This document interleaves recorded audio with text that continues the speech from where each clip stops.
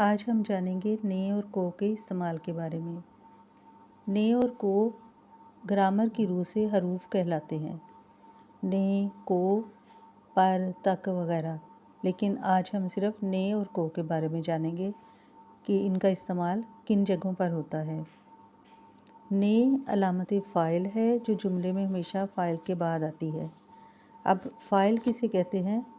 فاعل کام کرنے والے کو کہتے ہیں، جس طرح جملے میں ہے احمد، علی، آپ اور بچے جنہوں نے کام کیا۔ احمد نے کھانا کھایا، احمد فاعل ہے، علی نے خط لکھا، علی فاعل ہے، آپ نے پانی پیا، آپ لفظ فاعل ہے اور بچے نے دودھ پیا، یہاں لفظ بچے فاعل ہے۔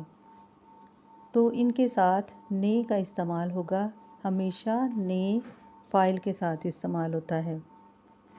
نے کا استعمال کرنے سے پہلے ضروری ہے کہ یہ دیکھیں نے سے پہلے فاعل کا استعمال ہوا ہے کہ نہیں۔ اگر فاعل کا استعمال نہیں ہوا تو پھر وہاں نے نہیں ہوگا، اور اگر فاعل کا استعمال ہے تو حرف نے کا استعمال ہوگا۔ کو کا استعمال۔ کو علامت مفعول ہے۔ جملے میں علامت فاعل یعنی نے آتا ہے اور اس کے بعد کو کا استعمال ہوتا ہے، جیسے علی نے اپنے دوست کو مارا۔ دوست مفعول ہے اور اس کے بعد علامت مفعول کو۔ علی نے اسد کو سمجھایا۔ اسد مفعول ہے اور اسد کے بعد کو علامت مفعول۔ ماں نے بچے کو بلایا۔ اس لائن میں بچے مفعول ہے اور کو علامت مفعول۔